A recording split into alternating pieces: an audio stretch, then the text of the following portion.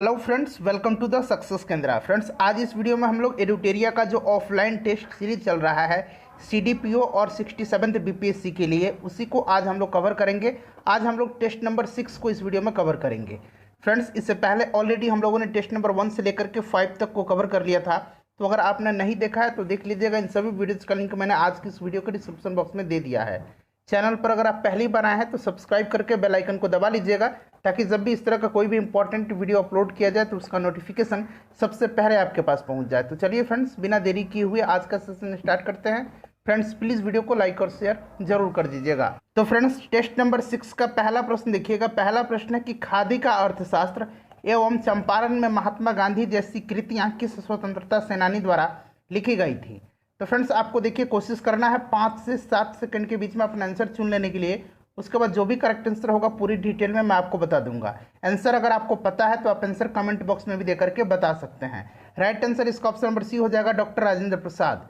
उसके बाद दूसरा प्रश्न देखिएगा कि बिहार में स्वराज दल का गठन फरवरी 1923 में हुआ, इसका नेता किसको बनाया गया था। बहुत ही इंपॉर्टेंट क्वेश्चन है फ्रेंड्स। देखिए, बिहार में स्वराज दल की एक शाखा का गठन किया गया जिसके नेता श्री कृष्ण सिंह को बनाया गया था, तो right answer option number B हो जाएगा। अगर हम बात करते हैं स्वराज दल की, तो स्वराज दल की स्थापना 1923 ईस्वी में चित्तरंजन दास और मोतीलाल नेहरू के द्वारा किया गया था।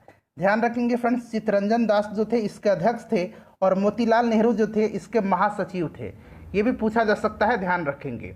तीसरा प्रश्न देखिएगा कि पुर्तगाली उपनिवेश का प्रथम गवर्नर भारत में कौन था। पुर्तगाली उपनिवेश का जो प्रथम गवर्नर भारत में था ये था Francisco de Almeida. Right answer option number C हो जाएगा। ठीक है फ्रेंड्स, ध्यान रखिएगा। उसके बाद अल्बुकर्क बना था। क्वेश्चन नंबर 4 देखिएगा। और फ्रेंड्स, इससे पहले हम लोगों का जो नया चैनल है एडू टॉपर, यहाँ मैं लिख देता हूँ चैनल का नाम, लिंक डिस्क्रिप्शन में आपको मिल जाएगा। देखिए फ्रेंड्स, हमारा जो एडू टॉपर चैनल है वहाँ पर आस्था आईएएस का और परफेक्शन आईएएस का टेस्ट सीरीज चलाया जा रहा है। अगर आप उस चैनल से नहीं जुड़े हैं तो चैनल को सब्सक्राइब कर लीजिएगा और बेल आइकन को दबा लीजिएगा। ठीक है फ्रेंड्स, चलिए नेक्स्ट क्वेश्चन देख लीजिएगा।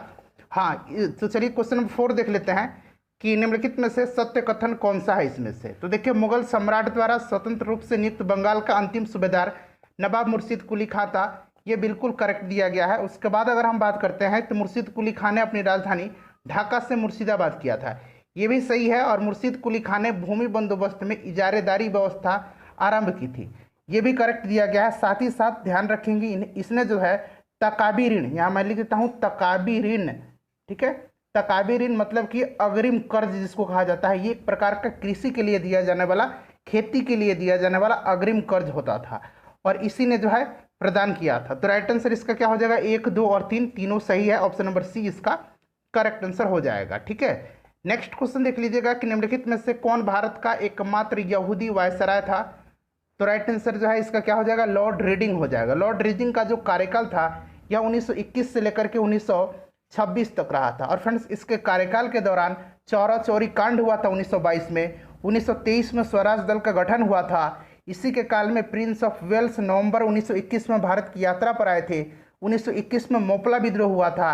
1921 ईस्वी में एम.एन. राय ने भारतीय कम्युनिस्ट पार्टी का गठन किया था। ये सब कुछ जो घटित हुआ था इसी के कार्यकाल के दौरान हुआ था, ध्यान रखिएगा। और फ्रेंड्स, जो घटना चक्र पूर्वालोकन की जो नई पुस्तक आई है इस वर्ष की 2022, उस पर लिखा हुआ है, उसको हमने सब्जेक्ट वाइज कवर किया हुआ है। हमने हिस्ट्री को कवर कर लिया है, हम लोगों ने साइंस को कंप्लीट कवर कर लिया है, बिहार का इतिहास, बिहार का भूगोल, पॉलिटी का हमने एक टॉपिक जो है कवर किया हुआ है, एक पार्ट कह सकते हैं। उसके बाद हम लोगों ने विश्व का भूगोल कवर कर लिया है। वहाँ पर लगभग इस बुक को हम समाप्त करने जा रहे हैं। फ्रेंड्स, सभी का लिंक डिस्क्रिप्शन में आपको मिलेगा, देख लीजिएगा। ठीक है, चलिए उसके बाद देखिएगा कि निम्नलिखित वर्गों में से किसने 1857 के विद्रोह में भाग नहीं लिया था।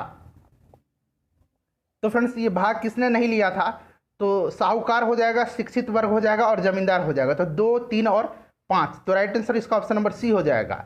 देखिए फ्रेंड्स, आंसर आप लोग जल्दी देने का प्रयास करेंगे, अन्यथा वीडियो जो है बहुत ही लंबी हो जाएगी। देखिए क्वेश्चन नंबर 7 कह रहा है कि किसके किन के प्रयास से बंबई में प्रथम महिला विश्वविद्यालय की स्थापना हुई थी। तो फ्रेंड्स, ये कौन थे बताइए। तो धोंधो केशव कर्वे यानी कि DK. Curve, option number D right answer हो जाएगा। Clear friends. और ये जो आप यहाँ पर देख सकते हैं विश्वविद्यालय था, इसका नाम क्या था, श्रीमती नाथीबाई दामोदर थारकेसे।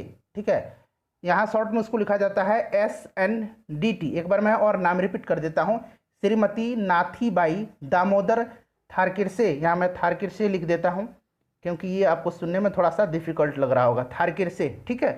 श्रीमती नाथीबाई दामोदर थारकिरसे, NSNDT, ठीक है, DK कर्बे के द्वारा जो है प्रथम महिला विश्वविद्यालय की स्थापना की गई थी। ध्यान रखेंगे फ्रेंड्स, इंपॉर्टेंट है। चलिए नेक्स्ट क्वेश्चन देख लीजिएगा कि 1935 के भारत सरकार अधिनियम की विशेषता निम्नलिखित में से कौन नहीं है। नहीं इसमें पूछा गया है, ये आपको बताना है, बताइए। तो देखिए, केंद्र के साथ साथ राज्यों में द्वैध शासन, ये नहीं है, ऑप्शन नंबर बी इसका राइट आंसर हो जाएगा। क्लियर। चलिए उसके बाद नेक्स्ट क्वेश्चन देख लीजिएगा, क्वेश्चन नंबर 9 है कि भारतीय ब्रह्म समाज यानी कि नवीन ब्रह्म समाज के संस्थापक कौन थे। ध्यान से पढ़िएगा। तो देखिए फ्रेंड्स, अगर आपसे सिर्फ ब्रह्म समाज पूछा जाता, यहाँ भारतीय न होता, सिर्फ ब्रह्म समाज आपसे पूछा जाता तो राजा राम मोहन राय हो जाता, लेकिन यहाँ पर भारतीय ब्रह्म समाज या फिर आपसे भारतीय या भारत ब्रह्म समाज जो भी पूछा जाए तो ध्यान रखेंगे इसके संस्थापक कौन थे, तो केशव चंद्र सेन थे, ठीक है। आदि ब्रह्म समाज के संस्थापक कौन थे, आदि ब्रह्म समाज, इसका आंसर आप अभी कमेंट करके बताइएगा, आदि ब्रह्म समाज के संस्थापक कौन थे। चलिए उसके बाद देखिएगा कि बंगाल विभाजन किस तिथि को प्रभावी हुआ था। प्रीवियस ईयर में ये पूछा गया, बीपीएससी में प्रश्न है। जिन लोगों ने घटना चक्र कवर किया हुआ है, हम लोगों ने जो कवर किया है घटना चक्र, उसमें अगर आपने इसको कवर किया हुआ है तो आप आसानी से इसका आंसर दे पाएंगे। 16 अक्टूबर 1905 को यह प्रभावी हुआ था। देखिए, राजा महेंद्र प्रताप सिंह ने, ये भी प्रश्न जो है प्रीवियस ईयर का है, किस वर्ष काबुल में यानी कि अफगानिस्तान में भारत की प्रथम सरकार का गठन किया था। तो 1 दिसंबर 1915, ध्यान रखेंगे डेट सहित 1 दिसंबर 1915। उसके बाद नेक्स्ट क्वेश्चन देखिएगा। और फ्रेंड्स प्लीज़ वीडियो को लाइक और शेयर जरूर कर दीजिएगा। करंट अफेयर्स का भी हम लोगों ने नया सीरीज स्टार्ट किया हुआ है, ऑलरेडी हम लोगों ने 4 सीरीज कवर किया हुआ है। हमारा जो दूसरा चैनल है एडू टॉपर, वहाँ पर एडुटेरिया का जो नया करंट अफेयर्स वाली बुक आई हुई है उसको वहाँ पर चलाया जा रहा है, तो दोनों चैनल से आप लोग जुड़ जाइएगा, ठीक है। देखिए निम्न में से कौन से सुमेलित नहीं है। तो देखिए फ्रेंड्स, अभिनव भारत, BD सावरकर, अनुशीलन समिति अरविंद घोष, गदर पार्टी लाला हरदयाल और हिंदुस्तान रिपब्लिकन एसोसिएशन सचिंद्र सन्याल, तो सभी के सभी जो है सुमेलित हैं। ऑप्शन नंबर ई राइट आंसर हो जाएगा, इनमें से कोई नहीं, ठीक है, नहीं पूछा गया तो चूंकि सभी सुमेलित हैं तो इनमें से कोई नहीं इसका करेक्ट आंसर हो जाएगा। दिसंबर 1906 में ढाका में गठित मुस्लिम लीग के प्रथम अध्यक्ष कौन थे। तो प्रथम अध्यक्ष जो थे ढाका में, ये कौन थे, तो ये आगा खां हो जाएगा। ध्यान रखेंगे कौन थे फ्रेंड्स, आगा खां थे, ठीक है। दरअसल जो 1906 में दिसंबर में जो ढाका में सम्मेलन हुआ था उसकी अध्यक्षता अगर पूछा जाता तो वकारुल मुल्क थे। क्लियर। उस सम्मेलन की अध्यक्षता किसने किया था, तो ये वकारुल मुल्क ने किया था, लेकिन यहाँ मुस्लिम लीग का प्रथम अध्यक्ष पूछा गया है तो ये आगा खां राइट आंसर हो जाएगा। उसके बाद देखिए, महात्मा गांधी ने सर्वप्रथम कांग्रेस के किस अधिवेशन में भाग लिया था। तो गांधी जी जो है स्वदेश यात्रा पर उस समय भारत आए हुए थे, और फ्रेंड्स इन्होंने 1901 में जो कोलकाता अधिवेशन हुआ था उसी में इन्होंने पहली बार हिस्सा लिया था। ध्यान रखेंगे फ्रेंड्स, पूछा जा सकता है। और ये जो अधिवेशन हुआ था कलकत्ता का 1901 में, इसकी अध्यक्षता दिनसा इदुलजी वासा ने किया था। यहाँ मैं लिख देता हूँ दिनसा, ये 9 है, दिनसा, रुकिए फिर से लिख देता हूँ, दिनसा इदुलजी वाचा, ठीक है, इन्होंने अध्यक्षता किया था। उसके बाद अगर पूछा जाए कि गांधी जी की जो महात्मा बनने की जो क्रिया आरंभ हुई थी ये किस अधिवेशन से शुरू हुई थी, तो ये हुई थी 1916 के लखनऊ अधिवेशन थे। गांधी जी ने किस अधिवेशन की अध्यक्षता की थी, तो 1924 के बेलगाम अधिवेशन की। नेक्स्ट क्वेश्चन देखिएगा कि इंडिपेंडेंस फॉर इंडिया लीग का गठन किसने किया था। तो इंडिपेंडेंस फॉर इंडिया लीग का गठन रास बिहारी बोस, उसके बाद अगर हम बात करते हैं जवाहरलाल नेहरू और सुभाष चंद्र बोस, ये लोग इसमें शामिल थे। तो यहाँ पर देख सकते हैं जवाहरलाल नेहरू दिया गया है और सुभाष चंद्र बोस दिया गया है, तो एक से अधिक इसका राइट आंसर हो जाएगा। इसके अध्यक्ष अगर पूछा जाता है कि ये जो Indian independence of India league जो है इसका अध्यक्ष कौन थे। अच्छा, गठन 1928 में हुआ था, ध्यान रखेंगे, और इसका अध्यक्ष उस समय बनाए गए थे श्रीनिवास अयंगर। श्रीनिवास अयंगर को जो है इसका अध्यक्ष बनाया गया था। निम्नलिखित घटनाओं को कालक्रम के अनुसार बढ़ते हुए क्रम में व्यवस्थित करना है आपको। साइमन कमीशन का रिपोर्ट पूछा गया है, साइमन कमीशन का रिपोर्ट पूछा गया है, ध्यान रखेंगे। तो रिपोर्ट जो है साइमन कमीशन का 1930 में जो है प्रस्तुत हुआ था। पूना समझौता कब हुआ था, तो पूना समझौता सितंबर 1932 में, सितंबर 1932 में। उसके बाद सांप्रदायिक पंचायत जो है ये अगस्त 1932 में, ये हो जाएगा अगस्त 1932 में। उसके बाद दिल्ली समझौता, दिल्ली समझौता बताइए, गांधी इरविन पैक्ट को दिल्ली समझौता भी कहा जाता है 1931 में। तो अब यहाँ से आप लोग अपना जो है क्रम मिला लीजिएगा, ठीक है फ्रेंड्स। चलिए, वैसे ऑप्शन नंबर बी शायद इसका करेक्ट आंसर हो जाएगा, एक बार आप लोग चेक कर लेंगे। उसके बाद नेक्स्ट क्वेश्चन देख लीजिएगा कि व्यक्तिगत सत्याग्रह के दूसरे सत्याग्रही कौन थे। सबसे पहले तो आपको व्यक्तिगत सत्याग्रह के बारे में जानना चाहिए। 17 अक्टूबर 1940 को जो है महात्मा गांधी के द्वारा पवनार में जो है यह आंदोलन शुरू किया गया था। इसे दिल्ली चलो आंदोलन भी कहा जाता है। इसके प्रथम सत्याग्रही विनोबा भावे थे, दूसरे सत्याग्रही पंडित जवाहरलाल नेहरू थे। ठीक है, तो दूसरा पूछा गया है। तीसरे सत्याग्रही अगर पूछा जाए तो याद रखेंगे ब्रह्मदत्त थे, ये भी आप ध्यान रखिएगा। ठीक है, चलिए उसके बाद नेक्स्ट क्वेश्चन देख लीजिएगा कि सुभाष चंद्र बोस द्वारा स्वतंत्र भारत की अंतरिम सरकार की स्थापना कब की गई थी। तो ये 21 अक्टूबर 1943 को की गई थी। फ्रेंड्स, किसी भी प्रश्न में अगर आपको डाउट है, हो सकता है मैं भी इंसान हूं, मुझसे भी गलतियां हो जाती हैं, तो आप क्वेश्चन नंबर लिख करके वहां पर कमेंट करेंगे। ठीक है, नेक्स्ट क्वेश्चन देख लीजिएगा। अगला क्वेश्चन है कि ए पैसेज टू इंडिया नामक पुस्तक किसके द्वारा लिखी गई है। तो ए पैसेज टू इंडिया जो है ये लिखा गया है एडवर्ड मॉर्गन फॉस्टर के द्वारा। एडवर्ड मॉर्गन, यहाँ पर एडवर्ड मॉर्गन फॉस्टर के द्वारा। तो देखिए यहाँ पर E.M. फॉस्टर लिखा हुआ है। ठीक है, right answer option number D हो जाएगा इसका। Option number D correct answer हो जाएगा। देखिए पाइक विद्रोह के नायक कौन थे। सबसे पहले जानिए पाइक विद्रोह हुआ कहाँ था, तो ये उड़ीसा में हुआ था। इसके जो नेता थे, नायक थे, ये थे जगत बंधु। ऑप्शन नंबर इसका बी हो जाएगा, बख्शी जगनबंधु। ठीक है, उसके बाद नेक्स्ट क्वेश्चन देख लीजिएगा कि महारानी विक्टोरिया को किस वर्ष भारत की साम्राज्ञी घोषित किया गया। देखिए ये जो प्रश्न है थोड़ा सा विवादित प्रश्न भी इसको कहा जा सकता है, क्योंकि देखिए 28 अप्रैल 1876 को एक घोषणा पत्र के द्वारा जो है महारानी विक्टोरिया को भारत की साम्राज्ञी घोषित किया गया था। तो इस हिसाब से तो 1876 आंसर होना चाहिए, लेकिन आप बहुत जगह देखेंगे कि 1877 बताया गया है। जब स्पष्ट लिखा हुआ है किताब में कि 28 अप्रैल 1876 को एक घोषणा पत्र के द्वारा महारानी विक्टोरिया को भारत की साम्राज्ञी घोषित किया गया, तो मेरे हिसाब से तो इसका 1876 होना चाहिएगा। आप लोग इस पर जो है अपना राय रख सकते हैं। चलिए नेक्स्ट क्वेश्चन देख लीजिएगा। अगला प्रश्न है कि गांधी इरविन समझौता, अभी मैंने बताया कि इसको दिल्ली समझौता भी कहा जाता है, किस नेता ने इसमें महत्वपूर्ण भूमिका निभाई थी। तो फ्रेंड्स तेज बहादुर सप्रू और M.R. जयकर के द्वारा। ठीक है, ये इन्हीं के प्रयासों से जो है, ये तेज बहादुर सप्रू और M.R. जयकर के प्रयासों से ही यह समझौता संपन्न हुआ था। तो राइट आंसर इसमें एक से अधिक हो जाएगा। नेक्स्ट क्वेश्चन देखिएगा कि सप्रू समिति का गठन किस लिए किया गया था। सप्रू समिति का गठन जो है ये तेज बहादुर सप्रू की अध्यक्षता में 1934 ईस्वी में किया गया था, और उस समय वायसराय लॉर्ड वेलिंगटन था। क्लियर, बेरोजगारी की समस्या की समीक्षा के हेतु इस समिति का गठन किया गया था। तो right answer option number C हो जाएगा। भारत छोड़ो आंदोलन के दौरान डॉक्टर राजेंद्र प्रसाद को गिरफ्तार करके कहाँ रखा गया था, तो बांकीपुर जेल में रखा गया था। Option number B right answer हो जाएगा। उसके बाद देखिए किस जैन साधु को अकबर ने जगत गुरु की उपाधि प्रदान की थी। तो फ्रेंड्स ये हरिविजय सूरी को किया था, ध्यान रखेंगे, बहुत ही सम्मान करता था अकबर हरिविजय सूरी का। उसके बाद नेक्स्ट क्वेश्चन देखिएगा कि निम्नलिखित में से किस सूफी संत को महबूब ए इलाही के नाम से जाना जाता है। तो महबूब ए इलाही के नाम से शेख निजामुद्दीन औलिया को जाना जाता है। अच्छा, शेख निजामुद्दीन औलिया के शिष्य कौन थे ये भी पूछा जाता है, तो आमिर खुसरो थे।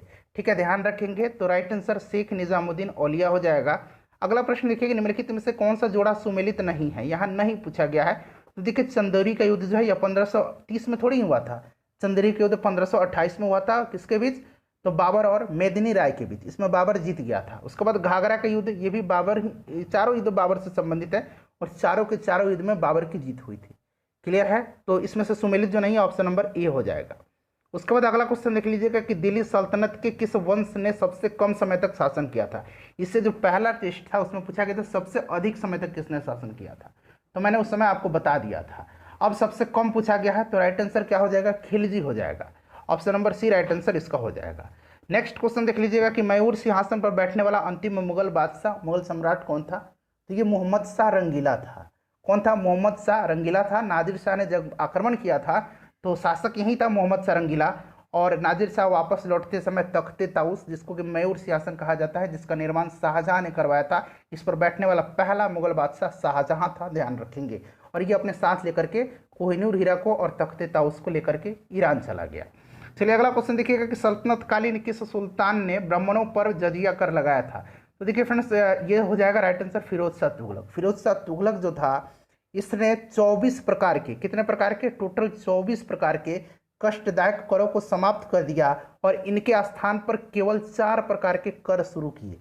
ये कर कौन कौन से थे, तो खराज था, खम्स था, जजिया था और जकात था। मैं यहाँ पर लिख देता हूँ, खराज, खुम्स, जजिया और जकात, ये 4 प्रकार के इसने कर शुरू किए थे। खराज जो होता था ये लगान होता था। खम्स जो होता था युद्ध में लूटा गया धन होता था, धन पर ये कर दिया जाता था। जजिया जो होता था ये जजिया जो है गैर मुसलमानों पर लगाया जाता था। क्लियर, ध्यान रखेंगे। तो राइट आंसर इसका फिरोज शाह तुगलक हो जाएगा। निम्नलिखित में से बिहार में किन स्थानों से पुरापाषाण काल के अवशेष प्राप्त हुए हैं? तो पश्चिमी चंपारण से भी प्राप्त हुआ है, गया की जेठबिंद से भी, मुंगेर से भी प्राप्त हुआ है।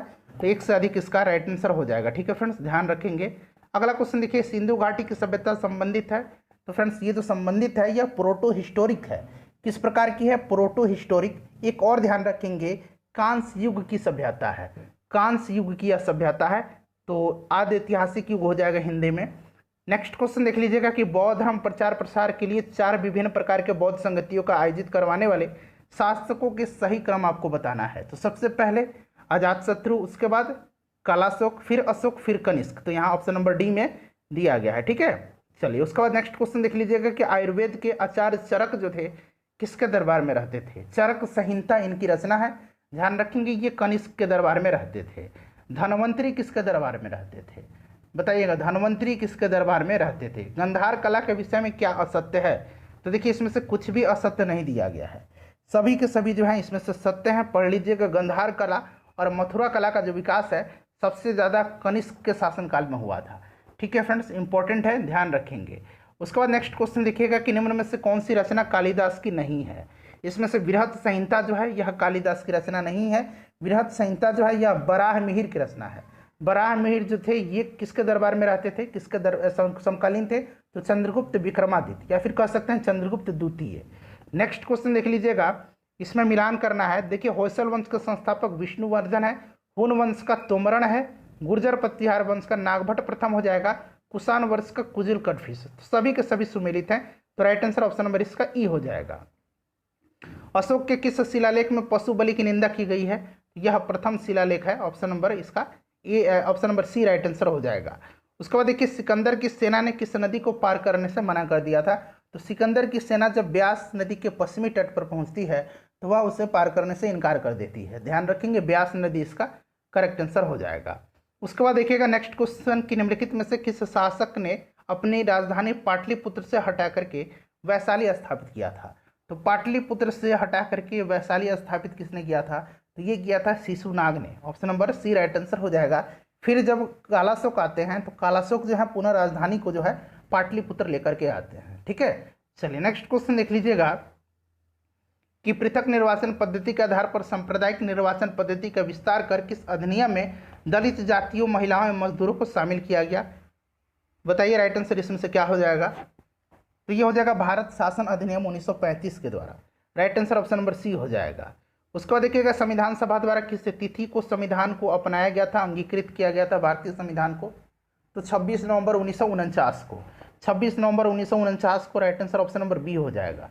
इसीलिए प्रत्येक वर्ष जो है संविधान दिवस मनाया जाता है 26 नवंबर के दिन। नेक्स्ट क्वेश्चन देखिएगा कि राज्य में अध्यादेश किसके द्वारा लागू किया जा सकता है? तो अध्यादेश जो जारी करता है यह कौन करता है? राज्यपाल, आर्टिकल 213 के अंतर्गत। ये 2 है, ध्यान रखेंगे, राज्यपाल हो जाएगा। उसके बाद देखिएगा नेक्स्ट क्वेश्चन है कि भारतीय संसद में कितने सदस्य बिहार से चुन करके जाते हैं? अब संसद का मतलब यहाँ लोकसभा और राज्यसभा दोनों हो गया। ठीक है, तो आपको पता है कि 4 जो है लोकसभा से और 16 जो है राज्यसभा से। 40 माफ करेंगे 4 नहीं, 40 लोकसभा से और 40 लोकसभा से और 16 राज्यसभा से। तो 40 16 56 हो जाएगा आंसर इसका।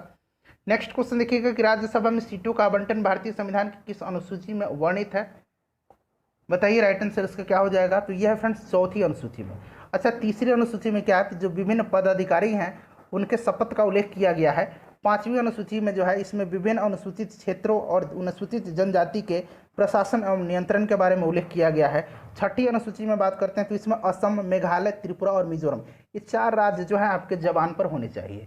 इसी में से प्रश्न दूसरा स्टेट डाल दिया जाता है और पूछ लिया जाता है। याद रखेंगे, असम, मेघालय, त्रिपुरा और मिजोरम राज्यों के जनजाति क्षेत्रों के प्रशासन का इसमें प्रावधान किया गया है 6ठी अनुसूची में। नेक्स्ट क्वेश्चन देखिएगा कि भारत के संविधान की प्रस्तावना में कितने प्रकार की समानता को उल्लेख किया गया है? तो राइट आंसर इसका 2 प्रकार का हो जाएगा। वहीं अगर न्याय पूछा जाता तो ध्यान रखेंगे कितने प्रकार की न्याय? 3 प्रकार की न्याय, सामाजिक न्याय, आर्थिक न्याय और राजनीतिक न्याय। नेक्स्ट क्वेश्चन देख लीजिएगा। अगला प्रश्न है कि विश्व में किस देश में सर्वप्रथम संसदीय शासन प्रणाली आरंभ हुआ था? तो सबसे पहले ग्रेट ब्रिटेन में हुआ था। Option number C right answer हो जाएगा। भारतीय ध्वज के संदर्भ में निम्नलिखित में से कौन सा युग्म सुमेलित नहीं है?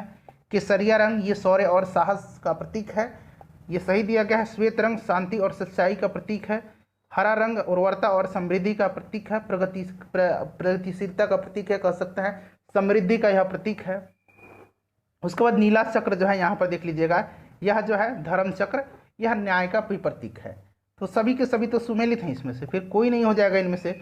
ऑप्शन नंबर ई। नेक्स्ट क्वेश्चन देख लीजिएगा। अच्छा यहाँ ध्यान देंगे, ये जो नीला चक्र है इसमें कितनी तिलियाँ होती हैं? तो 24 होती हैं। ध्यान रखेंगे फ्रेंड्स, पूछा जा सकता है आपके एग्जाम में। वैसे आपको याद भी होगा, लेकिन यहाँ कन्फ्यूजन नंबर याद रखने में थोड़ा सा कन्फ्यूजन होता है जब एग्जाम में प्रश्न पूछे जाते हैं। तो देखिए निम्नलिखित में से कौन राष्ट्रपति के निर्वाचन मंडल में शामिल नहीं है? तो राष्ट्रपति के निर्वाचन मंडल में लोकसभा और राज्यसभा के निर्वाचित सदस्य तथा विधानसभा के निर्वाचित सदस्य होते हैं। ठीक है, तो देखिए एक तो ये हो जाएगा, और उसके बाद अगर बात करते हैं तो विधान परिषद का सदस्य हो जाएगा। तो एक से अधिक इसका राइट आंसर हो जाएगा। नेक्स्ट क्वेश्चन देखिएगा कि संविधान के किस अनुच्छेद में संविधान में एक ही बार वर्णित मंत्रिमंडल शब्द का जो है प्रयोग किया गया है? तो ये आर्टिकल 352 में किया गया है। ध्यान रखेंगे, ऑप्शन नंबर इसका भी राइट आंसर हो जाएगा। उसके बाद 52 नंबर देखिएगा। भारतीय संसद का सचिवालय जो है यह सरकार से स्वतंत्र है, राष्ट्रपति के अधीन है, राष्ट्रपति के अधीन नहीं है, संसदीय कार्य मंत्री के अधीन है। तो देखिए फ्रेंड्स राइट आंसर हो जाएगा, यह सरकार से स्वतंत्र है।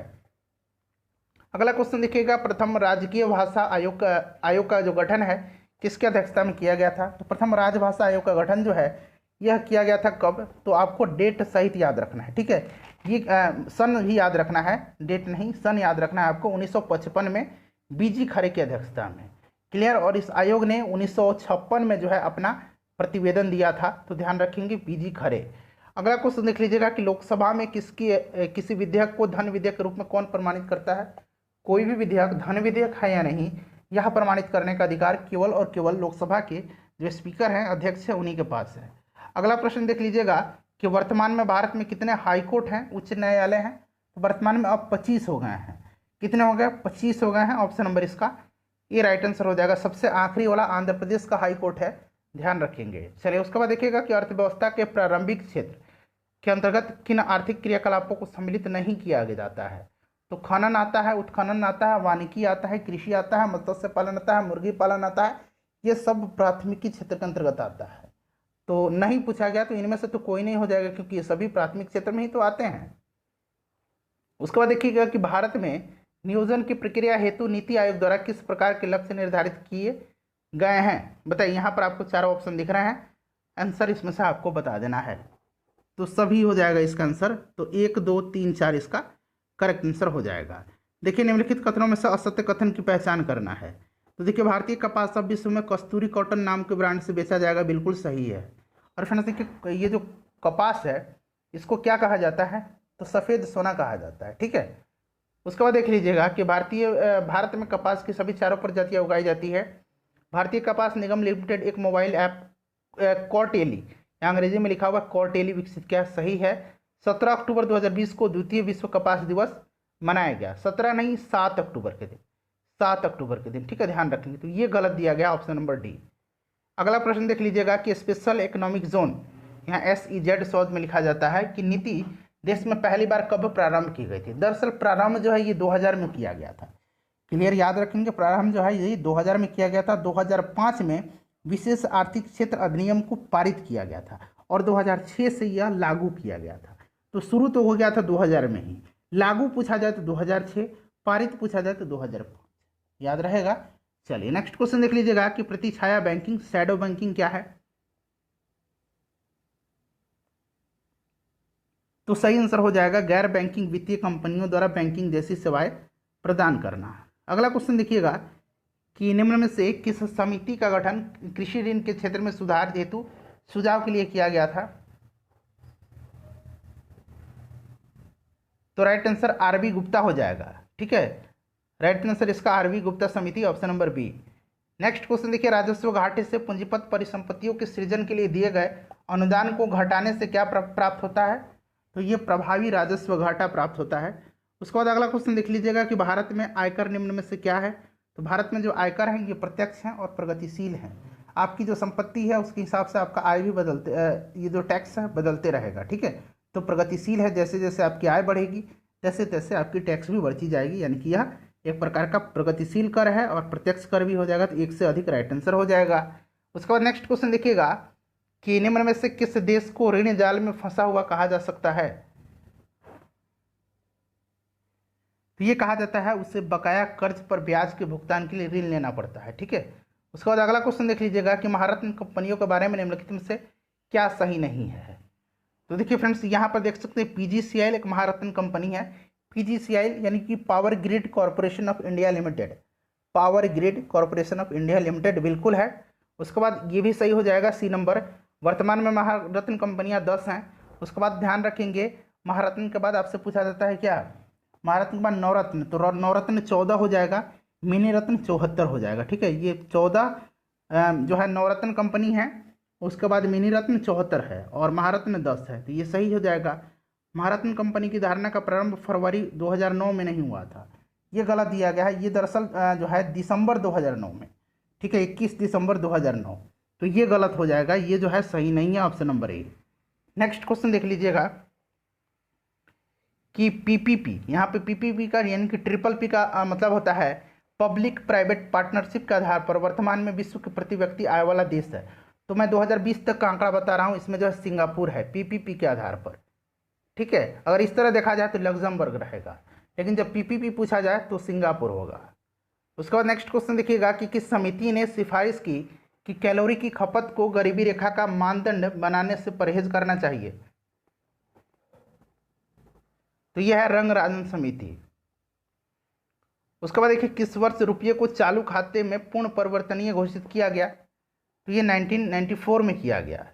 2011 की जनगणना के अनुसार बिहार में शहरीकरण की दर क्या है, बताइए शहरीकरण की दर क्या है बिहार में, बहुत ही इंपॉर्टेंट है। तो राइट आंसर 11.30 हो जाएगा, ठीक है फ्रेंड्स, ध्यान रखेंगे। पटना जो है सर्वाधिक जो है शहरीकरण वाला जिला कह सकते हैं। उसके बाद सबसे कम पूछे तो समस्तीपुर हो जाएगा। सबसे अधिक नगरीय जनसंख्या, अब जनसंख्या पूछा जा रहा है, यहाँ प्रतिशत, अभी प्रतिशत की चर्चा हो रही थी। पटना सर्वाधिक हो जाएगा, समस्तीपुर सबसे कम हो जाएगा।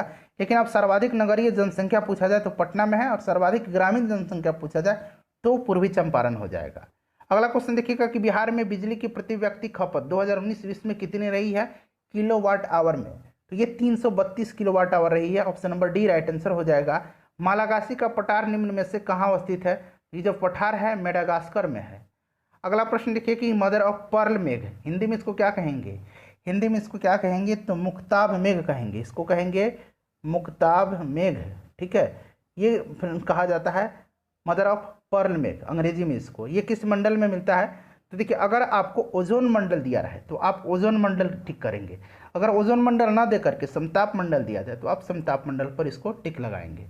देखिए निम्न में से किस देश में 2019 में सालाना सबसे अधिक बॉक्साइट का उत्पादन हुआ है, टन में पूछा गया, तो ये ऑस्ट्रेलिया में।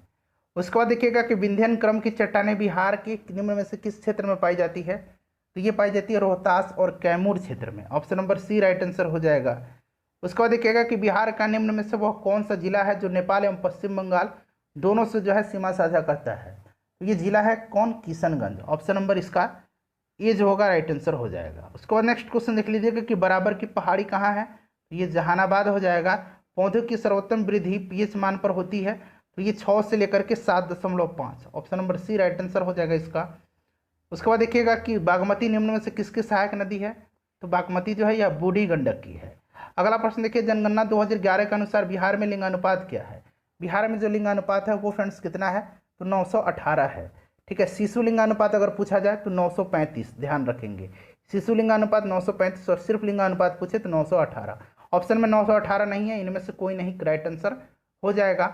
निम्न में से कौन सा युग्म गलत है। सर्वाधिक जनसंख्या वाला जिला पटना सही है, न्यूनतम जनसंख्या वाला जिला शेखपुरा ये भी सही है, सबसे कम लिंगानुपात वाला जिला शिवहर नहीं है, सबसे कम लिंगानुपात वाला जिला मुंगेर है, सबसे अधिक लिंगानुपात वाला जिला ये गोपालगंज है, ठीक है। तो ये गोपालगंज हो जाएगा और यहाँ पर मुंगेर हो जाएगा। तो फ्रेंड्स ये जो है सी और डी गलत दिए गए हैं, तो एक से अधिक इसका राइट आंसर हो जाएगा। निम्न में से कौन अफ्रीका महाद्वीप की सबसे बड़ा द्वीप है। तो फ्रेंड्स ये मेडागास्कर है। मेडागास्कर जो है ये कहाँ में है, कहाँ पे है, तो ये हिंद महासागर में है, ध्यान रखेंगे।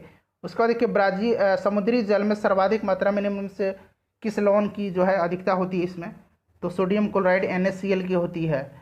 उसके बाद देखिए निम्न में से भारत का वह कौन सा राज्य है जो बांग्लादेश से सीमा साझा नहीं करता है, तो बांग्लादेश से पश्चिम बंगाल, त्रिपुरा, असम, मिजोरम और मेघालय 5 राज्य जो हैं सीमा साझा करते हैं। मेघालय हो गया। उसके बाद बात करते हैं तो मिजोरम भी दिया गया है। उसके बाद असम करता है, बिल्कुल करता है। त्रिपुरा भी करता है, यहाँ त्रिपुरा भी है, असम भी करता है, पश्चिम बंगाल भी करता है, मणिपुर नहीं करता है। चलिए तो राइट आंसर इसका मणिपुर हो जाएगा। 3 ओर से बांग्लादेश से घिरा राज्य जो है त्रिपुरा है। लद्दाख पर्वत श्रेणी निम्न में से हिमालय के किस भाग में स्थित है, तो ये trans Himalaya, option number C trans Himalaya का भाग है। उसके बाद देखिएगा कि नेवरा घाटी असम, चुम्बा घाटी तिब्बत, दुजुक घाटी, दुजुक नहीं जुकी, इसको जुकू घाटी कहा जाता है। अंग्रेजी में चूंकि लिखा जाता है ना, अंग्रेजी में इसको लिखा जाता है DZ।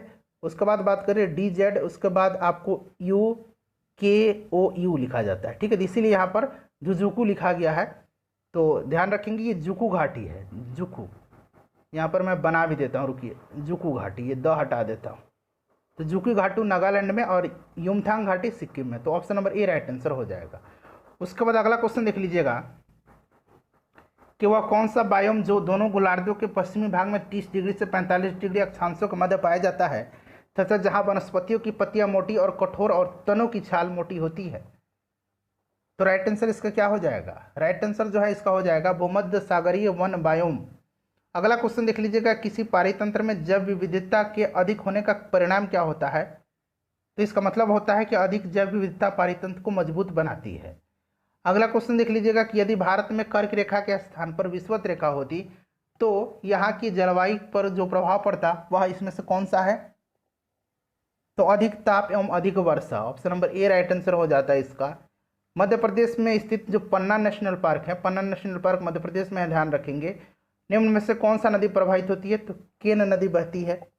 अगला क्वेश्चन देख लीजिएगा कि स्वर्णिम चतुर्भुज योजना के अंतर्गत निम्न में से कौन शामिल नहीं है, तो फ्रेंड्स देखिए इसके अंतर्गत जो है दिल्ली, कोलकाता, मुंबई और चेन्नई है, बेंगलुरु नहीं है, ठीक है, चेन्नई रहेगा, गलत है ये, बेंगलुरु गलत दिया गया है।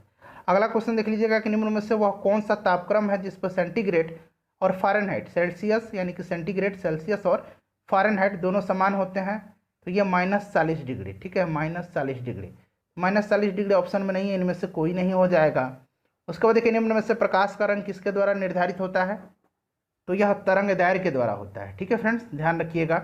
उसके बाद देखिएगा कि निकट दृष्टि दोष को दूर करने के लिए निम्न में से किसका प्रयोग किया जाता है, तो निकट में अवतल लेंस का, और निकट के बाद क्या हो जाएगा, दीर्घ हो जाएगा, दीर्घ में उत्तल लेंस का, ध्यान रखेंगे, उत्तल लेंस का।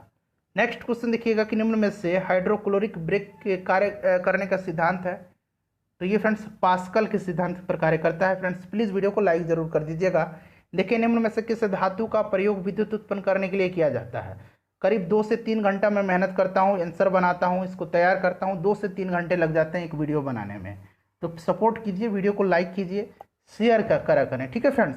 तो देखिए यूरेनियम इसका राइट आंसर हो जाएगा। निम्न में से किन 2 भौतिक राशियों की इकाई समान है, तो देखिए इनमें से किसी का नहीं होगा, ऑप्शन नंबर ई राइट आंसर हो जाएगा। उसके बाद देखिए निम्न में से ऊष्मा का सर्वोत्तम सुचालक कौन है, तो पारद होता है, यानी कि पारा होता है। देखिए पारा कहाँ दिया गया, ऑप्शन नंबर बी में दिया गया है। ग्रीन हाउस गैसों के मुख्य घटक कौन सा या कौन से हैं, तो ये सभी हो जाएंगे, ठीक है फ्रेंड्स, तो 1 से अधिक इसका राइट आंसर हो जाएगा। जल में वायु का बुलबुला किसकी भांति व्यवहार करता है, तो फ्रेंड्स ये अवतल लेंस की भांति, ठीक है। अगला प्रश्न देख लीजिएगा कि भारत में पाया जाने वाला टाइटेनियम युक्त खनिज कौन सा है, तो ये खनिज है ilmenite, option number B. Next question देखिएगा कि मानव शरीर में अधिकतम मात्रा में पाया जाने वाला तत्व कौन सा है, यह है ऑक्सीजन। अगला क्वेश्चन देखिएगा कि आजकल सर्वाधिक प्रचलित एवं सुरक्षित शक्कर का विकल्प है, तो यह है एस्पार्टेम, ऑप्शन नंबर ए में देखिए दिया हुआ है। अगला प्रश्न देख लीजिएगा कि हरी पत्तीदार सब्जियां में निम्नलिखित विटामिन में से किसका भरपूर स्रोत होता है, तो वैसे तो इसमें बी कॉम्प्लेक्स, सी कॉम्प्लेक्स भी पाया जाता है, लेकिन सबसे भरपूर जो होता है विटामिन ए पाया जाता है। अगला क्वेश्चन देखिएगा रेटिनॉल जो है, रेटिनॉल यहाँ मैं लिख देता हूँ, विटामिन ए का रासायनिक नाम है रेटिनॉल, ठीक है। चलिए अगला क्वेश्चन देख लीजिएगा कि नारियल के फलों का फैलाव होता है, तो ये मेसोकॉप द्वारा होता है, मेसोकॉप द्वारा। उसके बाद देखिए निम्नलिखित में से कौन विषाणु जनित रोग नहीं है, वायरस से होने वाला रोग नहीं है, तो क्षय रोग। टीबी जो है, ट्यूबरकुलोसिस जो है, यह जीवाणु से होता है, ठीक है। चलिए उसके बाद देखिएगा कि सूची को सूची से मिलान करना है दूसरे सूची से। तो देखिए फ्रेंड्स, नीला थोथा जो होगा, सबसे पहले मैं आपको इसका आंसर ही बता देता हूँ, ठीक है। देख लीजिएगा, मिलान भी कर देता हूँ। नीला थोथा कॉपर सल्फेट, एप्सम लॉन्ग मैग्नीशियम सल्फेट, बेकिंग सोडा जो है ये चला जाएगा आपका बेकिंग सोडा, ये सोडियम बाइकार्बोनेट, और कास्टिक सोडा सोडियम हाइड्रोक्साइड। तो इसको आप लोग अब मिला लेंगे, ठीक है। चलो उसके बाद देखिएगा कि पौधे द्वारा उत्पादित होने वाला अपशिष्ट पदार्थ निम्न में से कौन सा है। तो देखिए दरअसल सुन लीजिएगा, प्रकाश संश्लेषण के दौरान जो होती है ऑक्सीजन और श्वसन के दौरान कार्बन डाइऑक्साइड का जो है उत्पादन करते हैं पौधे। तो ऑक्सीजन भी है और कार्बन डाइऑक्साइड भी है, ये अपशिष्ट पदार्थ एक से अधिक हो जाएगा। अगला क्वेश्चन देख लीजिएगा कि निम्नलिखित में से किसका और अधिक विभाजन नहीं किया जा सकता है, तो एलिमेंट का, तत्व का। नेक्स्ट क्वेश्चन देखिए, निम्न में से किस प्रक्रिया में गैस सीधे जो है ठोस में परिवर्तित हो जाती है। अच्छा, ठोस से बिना द्रव में पिघले सीधे गैस में बदलने की क्रिया को सब्लिमेशन कहा जाता है। इसको कहा जाता है डी सब्लिमेशन। ये रिवर्स हो गया ना, सीधे अब ठोस से किस में आ गया, सीधे गैस से सीधे ठोस में आ गया, रिवर्स हो गया, तो डी सब्लिमेशन होगा, यानी कि निक्षेपण इसका राइट आंसर हो जाएगा। नेक्स्ट क्वेश्चन देखिए, वृद्धि हार्मोन किस ग्रंथि से स्रावित होता है, तो ये पिट्यूटरी ग्लैंड, पीयूष ग्रंथि हिंदी में कहा जाता है, पीयूष ग्रंथि से स्रावित होता है। Option number D right answer हो जाएगा। देखिए निम्न में से कौन सा एक प्राणी ऐसा है जिसमें रक्त नहीं होता है परंतु वह श्वसन करता है, तो ये हाइड्रा है। Option number B right answer हो जाएगा। निम्न में से शरीर की समन्वय प्रणाली कौन सी है, तो तंत्रिका और अंतःस्रावी तंत्र है। ऑप्शन नंबर सी हो जाएगा। निम्न में से कौन सा विटामिन ई का अच्छा स्रोत है, तो विटामिन ई का अच्छा स्रोत अंडे का जो पीला भाग होता है योक, ये जो है विटामिन ई का अच्छा स्रोत होता है।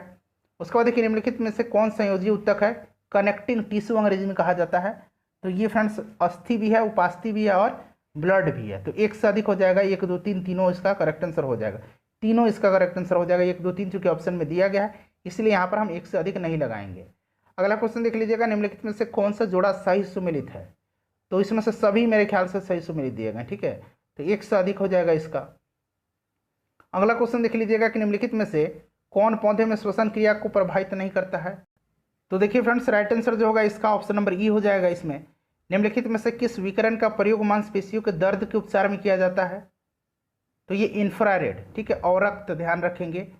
प्रतिजन एक ऐसा पदार्थ है जो प्रतिपिंड के निर्माण को उद्दीप्त करता है। ऑप्शन नंबर सी इसका राइट आंसर हो जाएगा।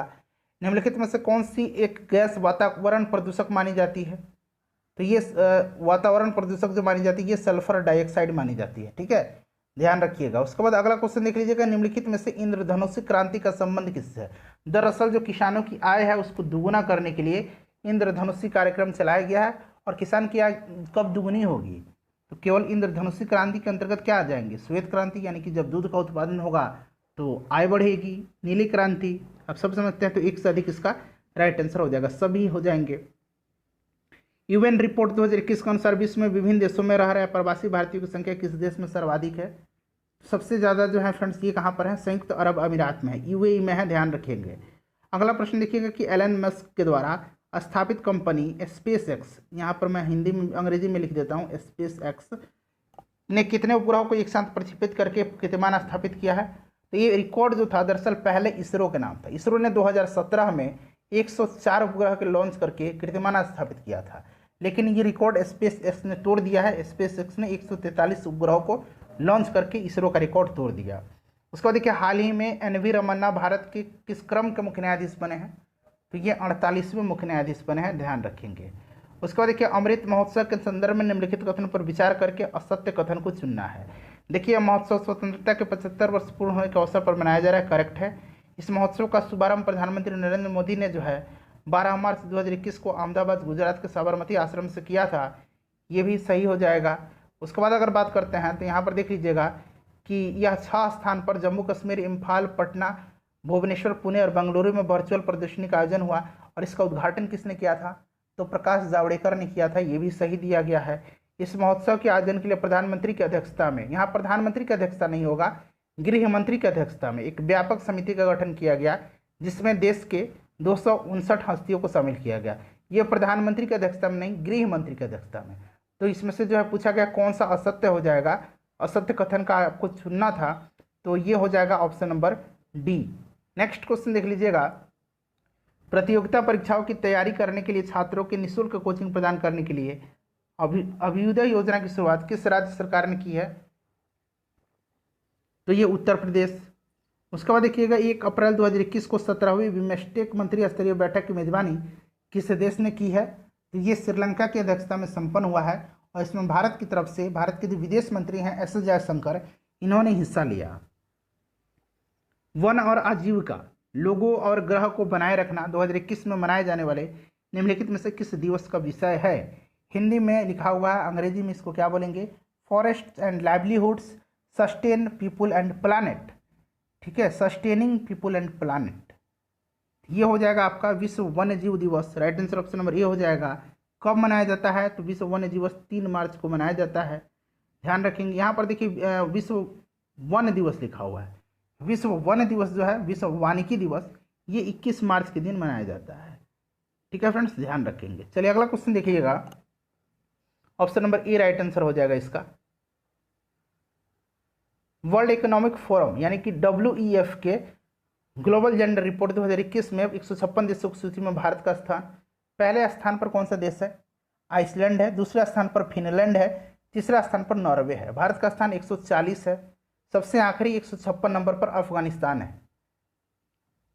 नोरा अल मातरोसी किस देश की पहली महिला अंतरिक्ष यात्री बनेगी? तो नोरा अल मातरोसी जो है यह बनेगी कहाँ की? तो संयुक्त अरब अमीरात की, UAE। राइट आंसर इसका हो जाएगा। उसके बाद नेक्स्ट क्वेश्चन देख लीजिएगा कि जो अभी बदलाव के बाद केंद्रीय मंत्री परिषद में शिक्षा और ग्रामीण विकास मंत्री का जोड़े का चयन करना है। शिक्षा मंत्री धर्मेंद्र प्रधान, ग्रामीण विकास मंत्री गिरिराज सिंह। तो देखिए कहाँ पर दिया गया, ऑप्शन नंबर सी। मार्च 2021 में संयुक्त राष्ट्र महासभा ने भारत द्वारा प्रस्तावित अंतर्राष्ट्रीय बाजरा वर्ष के रूप में मनाने के लिए किस वर्ष को स्वीकृति दी है? तो ये 2023। ध्यान रखेंगे, इंपॉर्टेंट क्वेश्चन है। किस राज्य सरकार ने युवाओं को मुफ्त कौशल प्रशिक्षण प्रदान करने के लिए IBM के साथ सहयोग किया है? तो ये गोवा हो जाएगा। भूमि अभिलेख डिजिटलीकरण सूचकांक 2021 की सूची में पहले 3 राज्य, तो मध्य प्रदेश, पश्चिम बंगाल और उड़ीसा। मध्य प्रदेश, पश्चिम बंगाल और उड़ीसा। देखिए कहाँ पर दिया गया, मध्य प्रदेश, पश्चिम बंगाल और Orissa. Option number B right answer हो जाएगा। सॉलिड फ्यूल डक्टेड रैमजेट, ठीक है फ्रेंड्स, SFDR तकनीक का सफल उड़ान परीक्षण किसने किया है? ये क्या है? DRDO ने। Option number A right answer हो जाएगा। CSIR-NIO ने 90 दिवसीय वैज्ञानिक क्रूज मिशन कहाँ शुरू किया है? हिंद महासागर में किया है, ध्यान रखेंगे। उस रोबोटिक हेलीकॉप्टर का नाम क्या है जिसने नासा के परसिवरेंस रोवर द्वारा संचालित किया गया? तो ये है फ्रेंड्स इंग्न्यूटी। ऑप्शन नंबर बी इसका राइट आंसर हो जाएगा। ठीक है, चलिए उसके बाद नेक्स्ट क्वेश्चन देख लीजिएगा। किस देश ने भारत को हरा करके अंतर्राष्ट्रीय क्रिकेट परिषद की पहली विश्व टेस्ट चैंपियनशिप का खिताब जीता है? न्यूजीलैंड ने जीता है पहला विश्व टेस्ट चैंपियनशिप का खिताब। अंतर्राष्ट्रीय क्रिकेट में 10,000 रन बनाने वाली पहली भारतीय महिला खिलाड़ी मिथाली राज बन गई हैं। गांधी पुरस्कार 2020 से किसे सम्मानित किया? 2020 पूछा गया है। शेख मुजीबुर रहमान को, बंगबंधु शेख मुजीबुर रहमान। 2019 पूछा जाता तो याद रखते हैं सुल्तान कबूस बिन सैयद अल सैयद, ये ओमान के सुल्तान थे, इनको 2019 का दिया गया था। 22वां कॉमनवेल्थ टेनिस चैंपियनशिप 2021 कहाँ आयोजित किया जाएगा? तो ये हरियाणा के पंचकुला में किया जाएगा। ऑप्शन नंबर बी होगा। मार्च 2021 में निम्न में से किसके द्वारा देश का पहला ग्रीन म्यूनिसिपल बॉन्ड जारी किया गया है? तो ये किया गया है गाजियाबाद नगर निगम के द्वारा। चीफ ऑफ स्टाफ, अच्छा चीफ ऑफ डिफेंस स्टाफ कौन है? कमेंट करके बताइए। चीफ ऑफ स्टाफ कमेटी के अध्यक्ष के लिए इंटीग्रेटेड डिफेंस स्टाफ के वाइस चीफ के रूप में किसे नियुक्त किया गया है? अतुल कुमार जैन को। आर्कटिक क्षेत्र की जलवायु और पर्यावरण की निगरानी के लिए किस देश द्वारा उपग्रह आर्कटिक M लॉन्च किया गया है? ठीक है, आर्कटिक M लॉन्च किया गया है, तो ये रसिया के द्वारा। किस भारतीय वैज्ञानिक को एनी अंतर्राष्ट्रीय पुरस्कार प्रदान करने की घोषणा की गई है? एनी अंतर्राष्ट्रीय पुरस्कार प्रदान करने की घोषणा की गई है, बताइए। ये ऊर्जा के क्षेत्र में दिया जाता है CNR राव को, ठीक है, प्रोफेसर CNR राव को भारत रत्न से ये सम्मानित हैं। सरस आजीविका मेला आयोजित करने के लिए कौन सा मंत्रालय उत्तरदायी है? तो यह है फ्रेंड्स ग्रामीण विकास मंत्रालय। मार्च 2021 में भारतीय वायुसेना दल के किस देश की 70वीं वर्षगांठ समारोह में शामिल हुआ? तो भारतीय वायुसेना का जो दल था यह श्रीलंका की 70वीं जो है एयरफोर्स की वर्षगांठ में शामिल हुआ है। श्रीलंका की एयरफोर्स की 70वीं यानी कि 70 जो है 17वीं वर्षगांठ में शामिल हुआ है। श्रीलंका हो जाएगा। किस राज्य में रायमोना फॉरेस्ट जो है रिजर्व को 6ठे राष्ट्रीय उद्यान का दर्जा घोषित किया गया है? तो ये रायमोना और देहिंग पटकाई जो है 7वां बना है, दोनों असम के हैं, ठीक है। चलिए, देहिंग पटकाई और रायमोना। अखिल भारतीय उच्च शिक्षा सर्वेक्षण 2019-20 के अनुसार वर्ष 19-20 में उच्च शिक्षा में सकल नामांकन अनुपात क्या था?